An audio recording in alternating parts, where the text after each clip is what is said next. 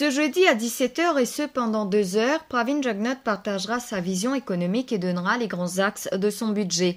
Un exercice financier pour l'année 2017-2018 qui devra convaincre, car pour l'heure, les mesures annoncées dans les précédents budgets peinent encore à se concrétiser.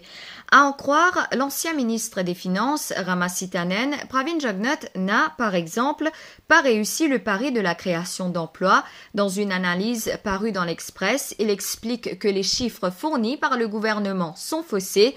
Le gouvernement se réjouit du taux de chômage qui est passé de 7,9% en 2015 à 7,3% en 2016. Or, pour Ramasitanen, il y a surtout eu job destruction.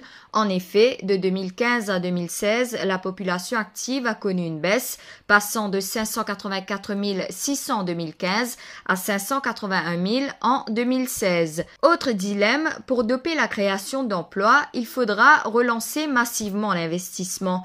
Or, déjà, celui-ci est passé de 18,9% du produit intérieur brut en 2014 à 17,4% en 2015 et a chuté à 17,2% en 2016. Sans un minimum investissement de 25% du PIB, difficile donc de réaliser une croissance soutenue pour créer l'emploi. Puis, il y a l'investissement étranger direct. Si le secteur manufacturier, le tourisme, la finance et la construction généraient auparavant l'investissement étranger direct, les nouveaux secteurs d'exportation n'attirent pas non plus, d'où l'importance de développer de nouveaux piliers d'exportation. Reste également la question de l'endettement public. À mars 2017, selon les paramètres définis par le Fonds monétaire international, il a atteint 65,6% du produit intérieur brut. De manière générale, lorsque le taux d'endettement dépasse la barre des 60% du PIB, la situation économique d'un pays devient inquiétante. La dette publique doit être de 50% du PIB et l'échéance pour atteindre cet objectif arrive en décembre 2018.